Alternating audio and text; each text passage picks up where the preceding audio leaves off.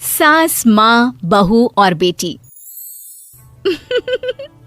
नहीं नहीं, ये कहानी इन सारे के सारे रिश्तों की नहीं, बल्कि 2 रिश्तों में ही सभी रिश्तों के होने की है।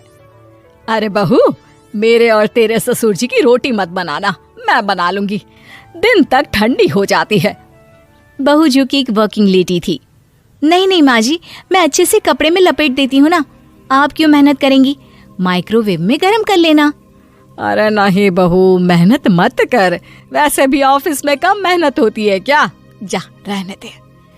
लेकिन बहू मानती नहीं, वो सास ससुर की रोटी बना कर ही जाती है। दोपहर में खाने के वक्त ससुर जी कहते हैं, अरे बहू को रोटी बनाने के लिए क्यों मना कर दिया, क्या हो गया, ठंडा ही तो खाते आए हम लोग हमेशा से। अरे वो क्या है ना, सुबह ऑफिस जाती है, घर का सारा काम करने में वक्त लग जाता है, अरे थकती है वो अलग, तो मैंने सोचा बहाने से ही थोड़ा कम काम करवाऊं। ससुर मुस्कुरा रहे होते हैं। ये तो अच्छा है, बहू को समझना जरूरी है। वक्त बीत रहा था, घर में सब खुश थे कि एक दिन, माँ जी आप शाम को थोड़ा टहलने निकला करें, घर पर रह रहकर हड्डियां जाम होती है, पापा को भी ले जाया करिए, मैं वक्त पर तो आ जाती हूँ। बहू ठीक 5 बजे ऑफिस से घर आ जाती है, फिर चाय नाश्ता बनाकर सास ससुर के साथ बैठती, उन लोगों को सारा दिन का हाल बताती। रात को पति घर आता है। क्या बात है बेटा, ऑफिस से आकर कभी हम लोगों के साथ भी बैठा कर। अरे माँ, दिन रात काम करके मन ही नहीं करता, अगले दिन की फिर तैयारी होती है, आप और पापा ही कमरे में आ जाओ। इससे अच्छी तो बहू है, कितना भी थकी रहे, घर आकर हम लोगों के लिए चाय नाश्ता बनाना, फिर बातें करना। बहू ना होती तो हम बुढ़ा बुढ़िया तो बैठे ही रह जाते। सास और ससुर अब बहू के कहने पर शाम की सैर पर निकलने लगते हैं। सास की कई सहेलियां बनती है तो ससुर को भी कुछ बुजुर्ग लोगों का ग्रुप मिल जाता है। कैसा रहा सहेलियों के साथ शाम का वक्त? हम लोगों ने तो भाई खूब योगा किया। अरे हम लोगों को गप्पों से फुर्सत ही नहीं होती। वैसे मिसेस मल्होत्रा आज बहू के बारे में कुछ बोल रही थी। तभी वहां ऑफिस से बहू आ जाती है जो जींस और टॉप में होती है। क्या बात है माँ, क्या कह रही थी आपकी सहेली आपकी बहू के लिए? सास इस बार बहू को कुछ अलग तरीके से देखती है और उल्टा सवाल ही दाग देती है। क्या कह रही थी वो हटा, ये बता, तेरे ऑफिस में तो मर्द भी काम करते होंगे ना? बहू जो अब तक मजाक कर रही थी वो सीरियस हो जाती है।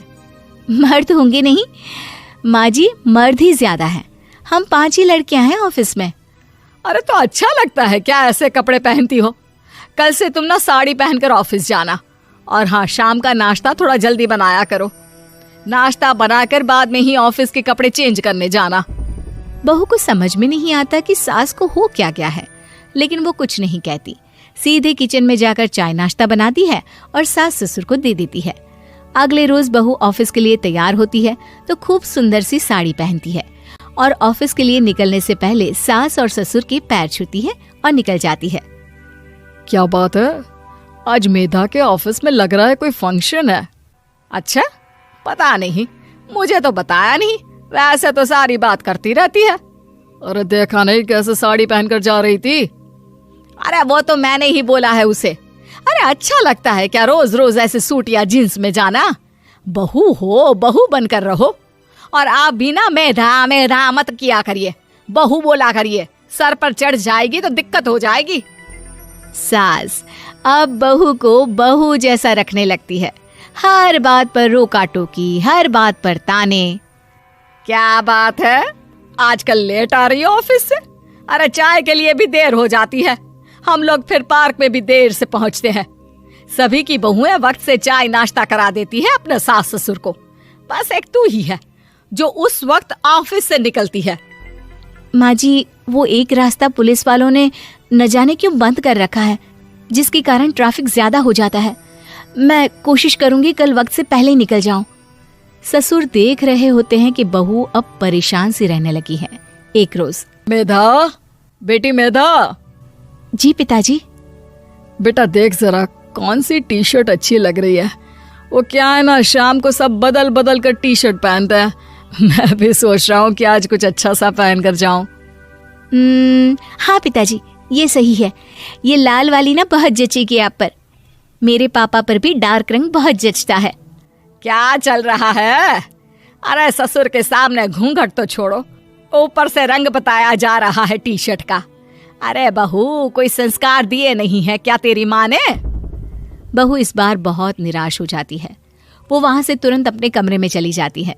अब बहू घर का सारा काम करती, ऑफिस जाती, लेकिन साड़ी और सर पर पल्ला लेकर। एक बार पड़ोसन उनके घर आती है। वाह सुमित्रा बहन, बहू का तो रूप ही बदल दिया। ठीक किया, बहू बहू जैसी ही अच्छी लगती है। अच्छा चलती हूँ मैं।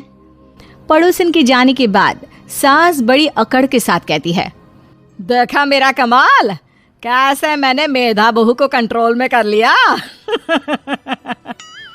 अब बारी ससुर के बोलने की थी। हाँ सुमित्रा, बिल्कुल ये काम तो किया है तुमने, लेकिन कभी सोचा क्या खो दिया? क्या खो दिया? मैंने तो कुछ नहीं खोया जी।